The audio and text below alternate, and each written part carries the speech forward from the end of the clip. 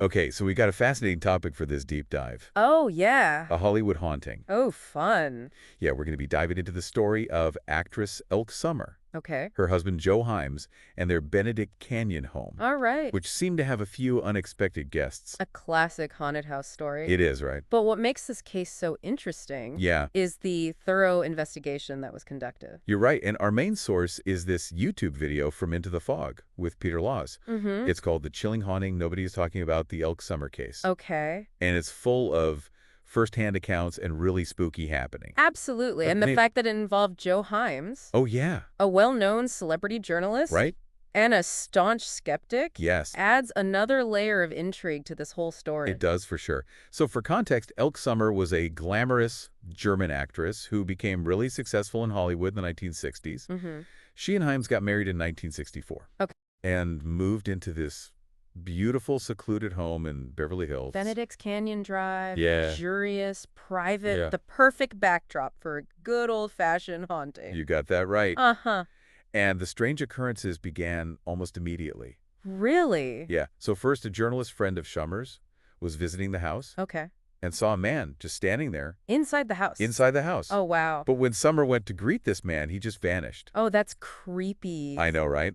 Then Sommer's own mother, Renata, woke up in the middle of the night to see a man standing at the foot of her bed. No way. I know, it's crazy. That's scary. And he disappeared too. So two separate sightings of a Mhm. vanishing figure. Yes. Now, what's interesting here is how Hyams, despite his skepticism, actually began investigating these events. He did. He almost wanted to find a rational explanation. Oh, interesting. Yeah, he checked for prowlers and looked for any logical reason behind these apparitions, Right. but nothing added up. He just couldn't explain it away. Nope, and he was very methodical about it too. How so? Well, for example, he cut down tree branches near the house, What for? thinking that they might be creating some kind of like an illusion of a figure in the window. Oh, I see. So he was trying to rule out any kind of like shadows or anything Exactly. that could be mistaken for a person. Yes, and then there were the sounds. What kind of sounds? They kept hearing chairs scraping in the dining room at night. Classic. I know, but every time they checked, the room was empty. Of course. Of course. So he even went as far as to set up audio recorders Oh, wow. to try and capture the source of this noise, thinking it might be an intruder or some kind of animal. Makes sense. Yeah, but What did he find? nothing. Really? Yeah, the sounds continued, seemingly without a source. So even with the recordings, there was no explanation. Nope. And then things got even stranger when friends and house guests who stayed at the house started reporting similar experiences. Oh, no. I know. They, too, started seeing this shadowy figure, always described as a large man in a dark suit. Multiple witnesses experiencing the same phenomena. Mm-hmm. At this point, even the most hardened skeptic would have to raise an eyebrow. You would think so, right? And one guest even found the downstairs bedroom window wide open several mornings in a row, Huh. despite locking it every night. So it wasn't just apparitions and sounds anymore. It was almost as if something was deliberately trying to interact with them. Yeah. To make its presence known. You're right, and that's when a psychiatrist friend of Hyams suggested bringing in the American Society for Psychical Research. Okay, the ASPR. Yes. A well-respected organization known for their scientific approach to paranormal investigation. Mm-hmm. This is a fascinating development. It is. I'm curious to hear what they uncovered. Well, they sent in multiple mediums to conduct blind investigations. Okay. So each medium would walk through the house Mm-hmm. and record their impressions, filling out these really detailed forms about any entities that they sensed. Oh, wow. All to avoid any potential bias. So a standardized approach to gathering data. Yes, very much so. Interesting. So what were these mediums picking up on? This is where it gets really creepy. Uh-huh. The medium's findings were incredibly consistent. Really? They all described sensing the same presence. The same presence. A heavy-set man, likely a doctor, who had died of a heart attack. Oh, wow. And did that description? It matched a doctor Hyams had been working with before his sudden death. Oh my gosh, talk about hitting close to home. Right. That must have been incredibly unnerving, even for a skeptic. You can imagine. Wow. And then one medium sensed the presence of a young blonde girl by the pool. Oh. And the description he gave was so specific that it matched a girl from Sommer's past who had died young in a house fire. Oh my goodness. Yeah, and Sommer was really disturbed by this. I can only imagine. As you can imagine. So it's almost as if the haunting was tapping into their personal histories, their deepest fears. Yeah. What did they do with this information? Well, instead of trying to communicate with these spirits, Okay. they brought in a medium named Elke von Stahl to perform an exorcism. An exorcism? Yeah. This is getting intense. What was von Stahl's impression of the situation? Well, she described feeling this hateful, monstrous presence, and it was particularly strong in the dining room. The dining room again. Yeah, That room seems to be a focal point for the activity. it does. So she conducted this exorcism. She did. Oh. That very same night, the sounds of those cheers scraping in the dining room returned. Oh, so not a simple case of goodbye, ghost. No. What happened next? Well, for the next 2 years, they lived with this unsettling presence. Oh my gosh. But then came the most dramatic night of all, the night of the fire. Okay. Remember that medium who mentioned the dining room going up in flames? How can I forget? That was definitely a chilling detail.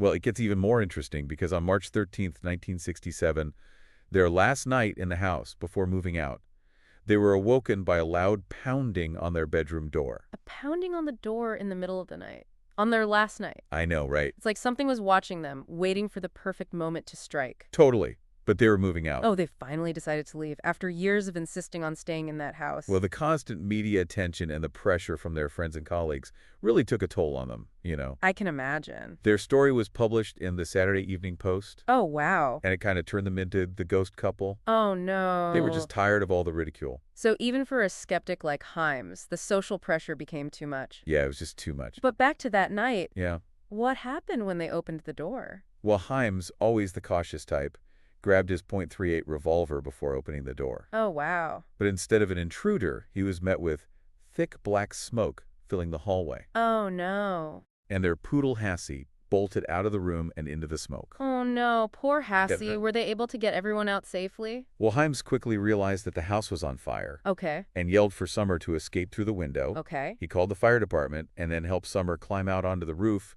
and they slid down to safety. Oh, my goodness. Yeah, and then raced to the back of the house to rescue their dachshund puppy. And was the puppy okay? Thankfully unharmed. Oh, thank goodness. But it was a close call. The fire was spreading rapidly. So scary. What did the fire investigators say caused the fire? Well, the fire chief said that it started in the dining room, Of course it had to be the dining room. right on the dining room table. Oh, wow. And get this, he suspected arson. Arson. There was no logical reason for a fire to start there. It almost sounds like a deliberate act, Yeah, possibly by that entity that von Stahl sensed. right. Do you think it could have been retaliation for the exorcism? It's definitely a chilling thought, isn't it? And remember, this all happened on the very night they were supposed to move out. Wow, just like that medium predicted. I know. This raises an important question. What if they had gone through with a full exorcism earlier? Right. Could they have prevented the fire? We'll never know, of course, but it's certainly something to ponder. It is, you know. And the fire caused over $235,000 in damage in today's money. Oh my goodness. A hefty price to pay for a haunting. Wow. And the strange events didn't end with the fire. They didn't. No, they actually continued, Oh, wow. even after Summer and Hyams moved out. Really? How so? Well, the house was obviously uninhabitable after the fire, so they put it up for rent. Okay. But 2 different real estate agents refused to even step foot inside. What? Yeah. Why? They both claimed that the house had a bad vibe, Hmm. an evil aura. So 3 people sensing the same unsettling energy. I know, it's hard to dismiss. Yeah, it's like the house itself was radiating some sort of negative energy. It really was. Did anyone end up renting the house? Yeah, I'm curious. Well, eventually a businessman and his wife rented the house for a few months. Okay. Hyams was upfront about the haunting, Oh, good. but the man just laughed it off. Oh. But even he couldn't escape the strange happenings. Oh, no, really? Towards the end of their lease, they threw a goodbye ghost party. A goodbye ghost party? I know. That's a bold move, considering everything they knew about the house. It is. What happened at the party? Well, they were all sitting around joking about the haunting Mm-hmm. when suddenly all the lights went out. Oh. And then there was this huge crash from the dining room. Not the dining room again. Yes. What was it this time? They ran to see what had happened, and they found this heavy iron candelabra lying smashed on the floor. Oh, my goodness. No one had been in the dining room when the lights went out. So even during a lighthearted party, Yeah, the haunting made its presence known. it did. It seems like they just couldn't escape it. They could. Did Hyams ever find any answers about the haunting? Well, after the fire, Hyams did some more investigating. Okay. He looked into the history of the house, interviewed previous owners, Mm-hmm. and uncovered some interesting information.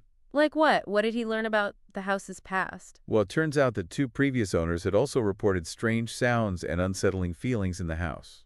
Really? Yeah. So the haunting predated Summer and Times? It did. It seems like this property had a history of paranormal activity. It does. Did this change Hyams' perspective at all? Yeah, you'd think so, I right? would think. After all of that. Yeah, But even after everything he had seen and heard, Hyams remained a skeptic. he did. He stayed true to his skeptical nature. Yes, That's pretty remarkable. it is. What about Summer? How did she cope with all of this? Yeah, Well, Summer was understandably terrified. right. She had wanted to have the house exorcised before they even moved in. Okay. But Hyams resisted. Oh, wow. So after the fire, she probably wished that they'd listened to her intuition. Oh, for sure. That's heartbreaking. It is. Imagine experiencing all that and having your concerns dismissed. I know, right? Do you think if they had performed a full exorcism earlier, things might have turned out differently? It's impossible to know for sure, Mm-hmm. but it's certainly a question that lingers. Mm-hmm. And, it's also a reminder that sometimes in these situations, it's important to trust your gut instincts. Absolutely. So what happened to Summer and Hyams after the fire? Well, the fire was kind of the final straw for them. Yeah. They moved out of the house and never went back. Wow. Their marriage ended in 1981, Oh, and sadly, Hyams passed away in 2008. a sad ending to such a strange and unsettling chapter in their lives. It is. What about the Benedict Canyon house? Yeah, what became of it? Here's where the story gets really intriguing. Okay.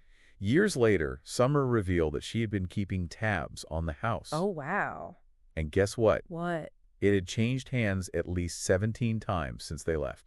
Wow, 17 times. I know. That's a ridiculously high turnover rate. It is. I have to wonder why so many people moved out. You do. Did any of them experience anything unusual? Yeah. Well, Summer mentioned hearing about a Halloween party that took place in the house years later. Okay. The new owners had installed this beautiful crystal chandelier above the dining room table. Wait, the dining room again? Uh-huh. It seems like that room is truly at the heart of this haunting. It does. What happened with the chandelier? Well, as they were all sitting around the table, joking about the house's haunted reputation, the chandelier suddenly crashed down. Oh my God, are you serious? I know. It seems the haunting continued, It did. even with new owners. Yeah. It's almost like whatever was there became attached to the house itself. Mm-hmm. It makes you think, did fire actually amplify the haunting rather than dispel it? Right. So many questions remain unanswered. Right. What was the motivation behind the haunting? Yeah. Were those spirits trying to warn them about the fire? Mm-hmm.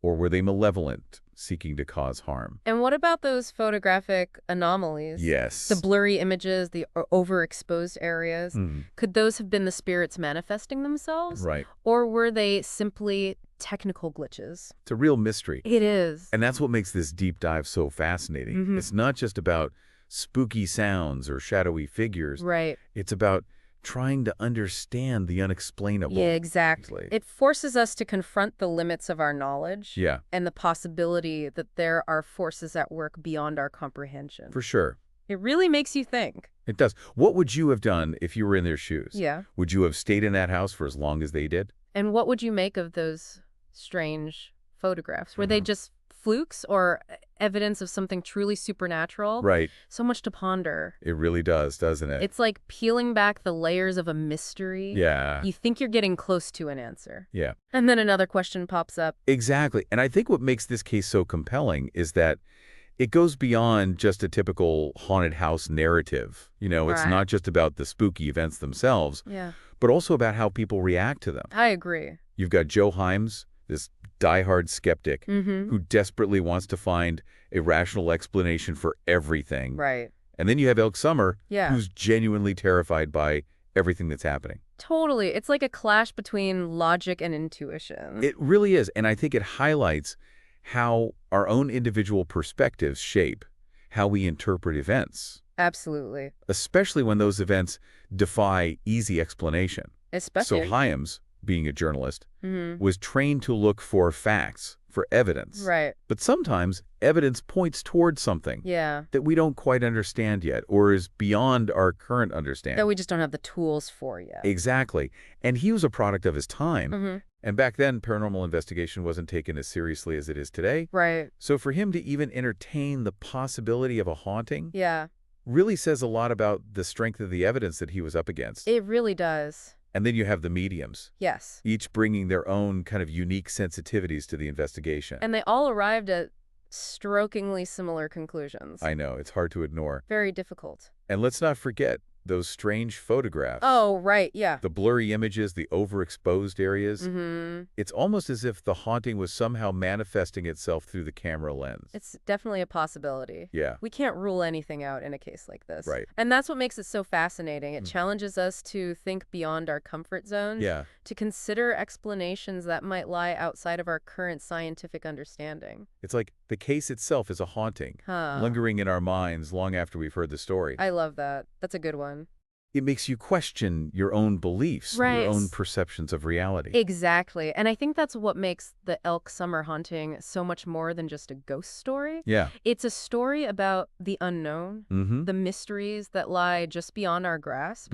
It's a story that prompts us to ask these big questions about the nature of reality, Yeah. the possibility of life after death, and really the limits of our understanding. It does. It certainly leaves us with more questions than answers. Always. Was the fire a tragic accident or a deliberate act by a malevolent entity? Right. Did those spirits mean to harm Sommer and Hyams, or were they trying to communicate something? Yeah. We may never know for We sure, may never. but that's okay. Yeah. Sometimes the most compelling stories are the ones that leave us wondering. Absolutely. They spark our curiosity, they challenge our assumptions, Mm-hmm. and they remind us that there's still so much about the world that we don't understand. And this deep dive into the Elk Summer haunting has certainly done that for me. It's a story that will stay with me, Yeah. that will make me think twice about dismissing things as just coincidence. Absolutely. And I hope it's done the same for you. Me too. And if it's left you with a sense of wonder, a desire to explore these mysteries further, then we've accomplished our goal. That's right. After all, the journey of discovery is often more rewarding than the destination itself.